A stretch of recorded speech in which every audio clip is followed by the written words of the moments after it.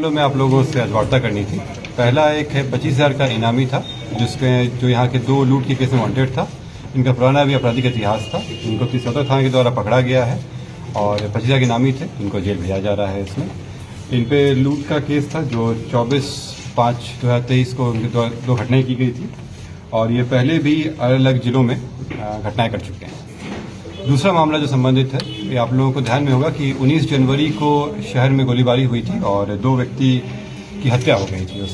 उसी के क्रम में एक टीम बनाई गई थी जो एसडीपीओ के नेतृत्व में थी और उसी में आगे कार्रवाई की गई और मैनुअल इनपुट के द्वारा इसमें एक व्यक्ति जो पुराने भी काफ़ी केसेस में रहे हैं, प्रिंस कुमार उर्फ साहिल को पकड़ा गया। उनके पास से करीब 1.5 किलो मादक पदार्थ चरस भी पाया गया है। उसमें इस केस में उनके द्वारा बताई गई कि इस तरह से प्लानिंग किए थे कि कौन कौन से व्यक्ति थे और ये घटना घटित की गई थी। इसमें ये घटना मूल रूप से जमीन को लेकर की गई थी। जमीन को लेकर विवाद था।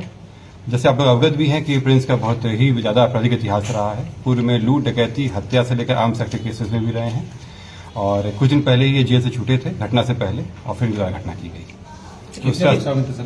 इसमें इनके द्वारा जो बताया गया 4 और व्यक्ति का नाम बताया गया है। इसमें इस पर हम लोग का अनुसंधान चल रहा है। अभी इनकी अपनी स्वीकृति बताए हैं कैसे किए हैं, क्या हुआ था इसमें, और इनके पास अभी मिला भी है तो एक नया केस भी हो रहा है इनके ऊपर।